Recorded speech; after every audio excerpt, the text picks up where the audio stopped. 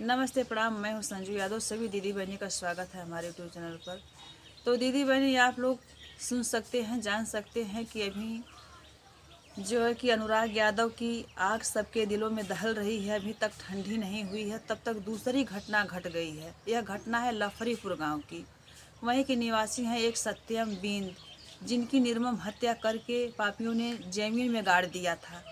मुंह में कपड़ा ठूस करके जो है कि उन्हें ज़मीन में मार करके गाड़ देते हैं पापियों ने। और जब सत्यम बिन 3 महीने के रहते हैं तभी उनके माता पिता का देहांत हो जाता है। उनकी 2 बड़ी बहन हैं जिनकी शादी हो गई है, अपने ससुराल हैं। सत्यम बिन की जो है कि लालन पालन सेवा सत्कार उनकी दादी अम्मा करती हैं। दादी अम्मा बहुत ही बुजुर्ग हैं। जैसे जैसे सत्यम बिन बड़ा होते हैं वैसे वैसे उनकी दादी अम्मा सपना देखने लगती हैं कि हमारा बेटा तो अब बड़ा हो रहा है, हमारा पोता बड़ा हो रहा है, हमारा बेटवा पतो हमारा साथ छोड़ कर के चले गए, भगवान को प्यारे हो गए, पर हमारा पोता हमें कंधा पर उठाएगा, हमको मुखगनी देगा, जो है कि हमारे बुढ़ौती का लाठी और सहारा बनेगा। तो चलिए चलते हैं दीदी बहनी, इस गीत के माध्यम से सुनते हैं कि आखिर क्या ऐसी बात हो गई कि 16 साल की उम्र में पापियों ने सत्यम बिंद को जो कि जान से मार करके जमीन में गाड़ देते हैं। तो देर ना करते हुए मैं यह गीत आप लोगों के बीच में पेश करना चाहती हूँ दीदी बहनी। अगर आप लोग अभी तक नहीं जुड़ी हैं हमारे चैनल से तो जुड़ जाइए।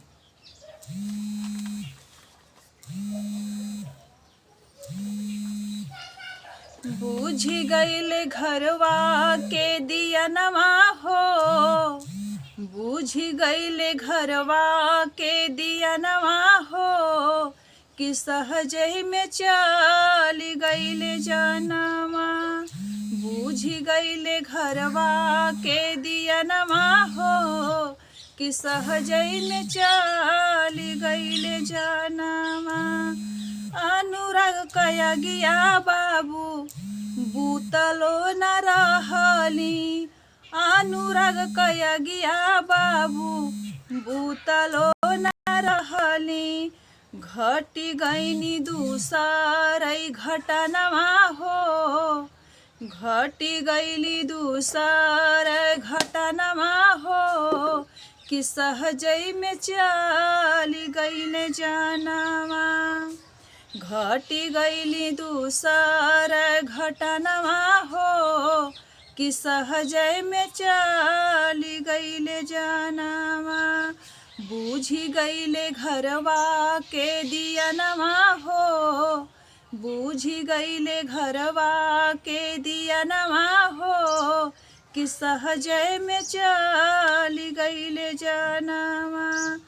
3 महीनावा के सत्यम ललनवा, 3 महीनावा के सत्यम ललनवा।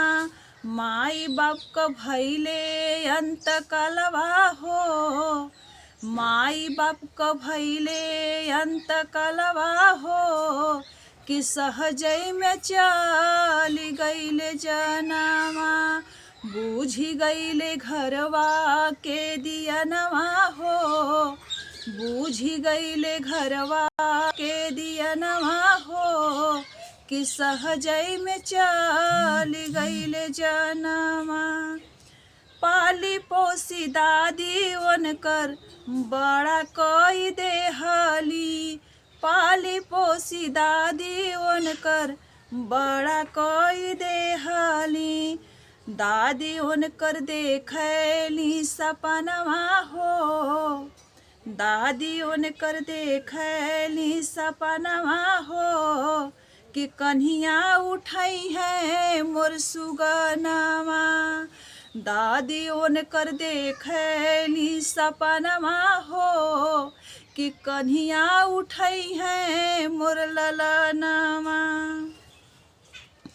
टूटी गईल दादी का सपनवा हो, टूटी गईल दादी का सपनवा हो, कि उड़ी गईल पोसल सुगनवा। टूटी गईल दादी का सपनवा हो, कि उड़ी गईल पोसल सुगनवा। मारी देहल पापिया परनवा हो कि सहजई में चल गईल जनवा। दुई गो बहिनिया रहली अपने ससुरामा, दुई गो बहिनिया रहली अपने ससुरामा। दादी संगे सत्यम, दादी संगे सत्यम लन, दादी संगे सत्यम लनवा के सहजे में चल गईल जनवा।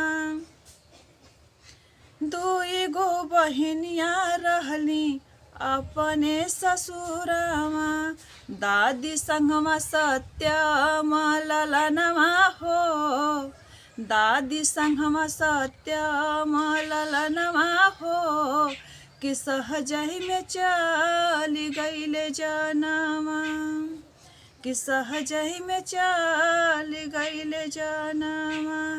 बूझी गईले घरवा के दियनवा हो कि सहजई में चल गईल जनवा।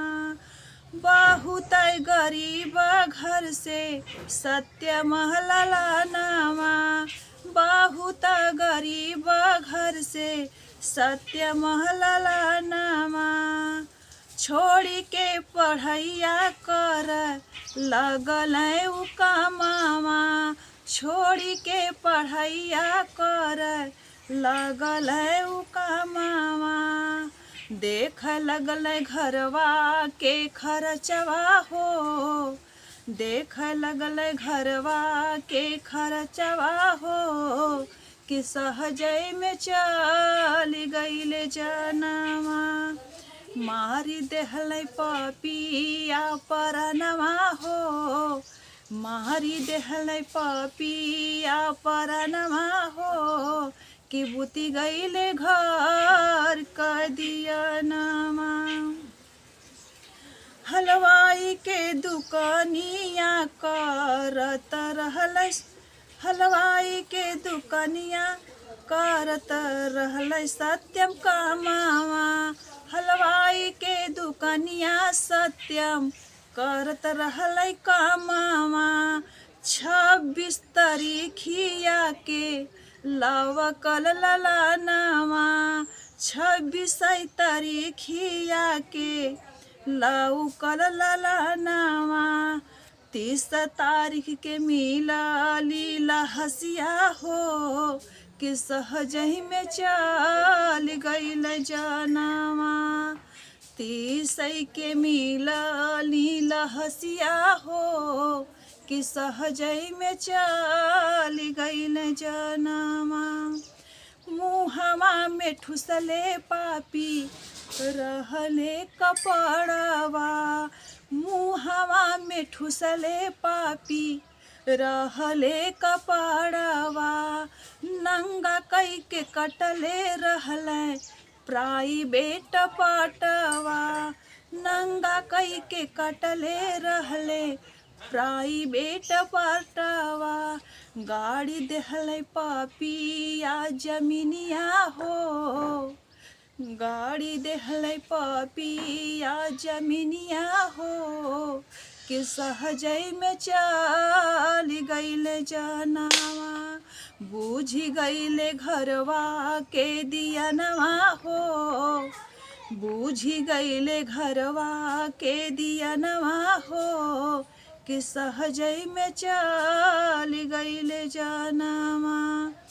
इहे जे खबरिया पवली दादी बूढ़ मयारिया, इहे जे खबरिया पवली दादी बूढ़ मयारिया। धरती पर गिरली नचितवा हो, धरती पर गिरली नचितवा हो कि टूट गईल दादी कै सपनवा।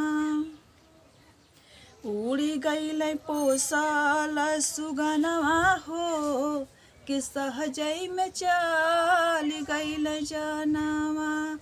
उड़ी गईल पोसल सुगनवा हो कि सहजई में चल गई न जानवा। तो दीदी बहनी आप लोगों की क्या राय है उस बूढ़ी अम्मा के ऊपर, सत्यमबीन के ऊपर? आप लोग कमेंट बॉक्स में ज़रूर बताइएगा। और यह दर्द भरा गीत आप लोगों को कैसा लगा वो भी कमेंट बॉक्स में ज़रूर बताइएगा।